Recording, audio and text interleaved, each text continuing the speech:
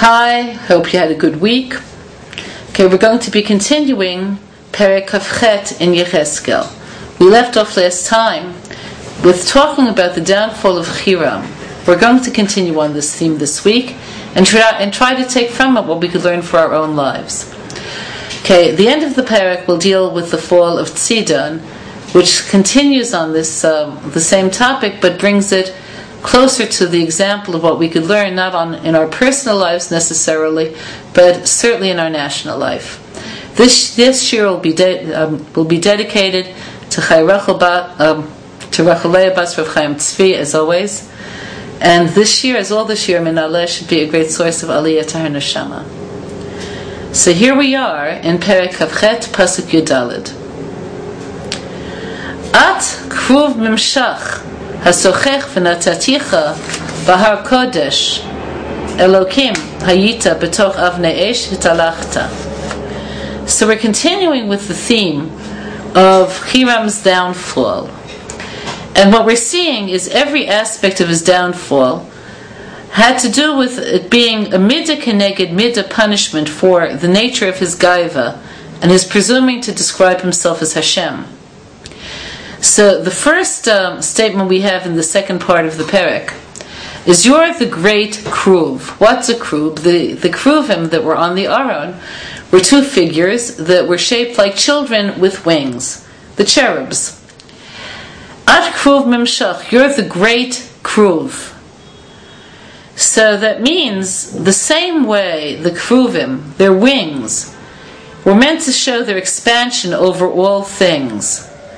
This is how, in his time, Hiram was like this great kruv who he had an effect on everyone.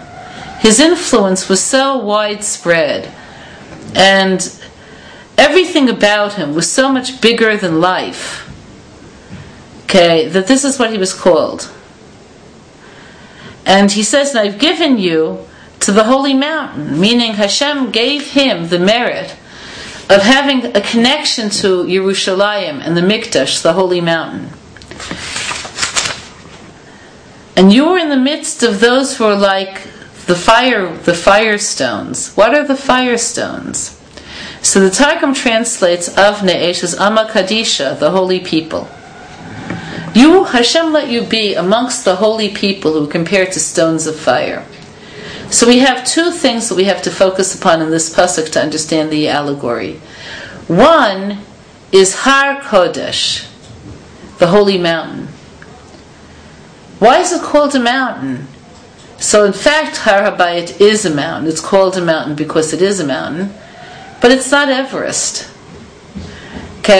So the idea is that we have to see ascent to the holy place as being not just a physical thing. Har HaBayit is barely a hint at what true ascent is, but is a spiritual thing. So what does it mean to be there? So Rambam says something fascinating in Hilchot Deot. He talks about the fact that all people are inherently imperfect, which should be of great comfort to some of us, and a great surprise to others. And that what life's about is, of course, moving closer, being better. So he talks about the middle road. So he says every character trait has a middle, which is the purpose for which it was created, and it has two extremes, too much usage of the trait or too little.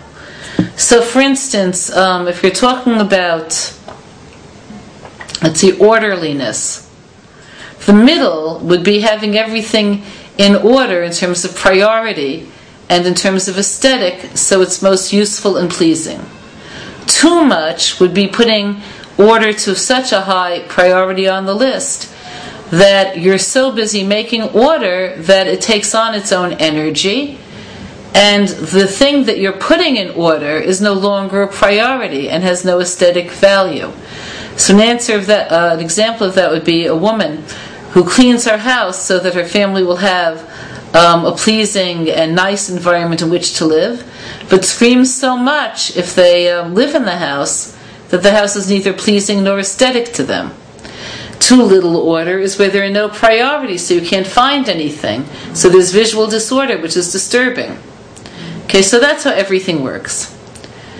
Now, if you were to study philosophy, you would discover that Aristotle uses almost the same words. So you could think, as people have done mistakenly, Rambam and Aristotle, they were both thinkers, and they basically said the same thing. And of course, since Rambam was much later than Aristotle, they'll say Rambam derived his wisdom from Aristotle. Okay, this is what people say. However, if you keep on reading Rambam until the end of the Perek, you'll see a very great difference. Not in method, but in something else. To Aristotle, being in what he would call the golden mean, the centered place, is an end in itself. And once you do this, so that your sense of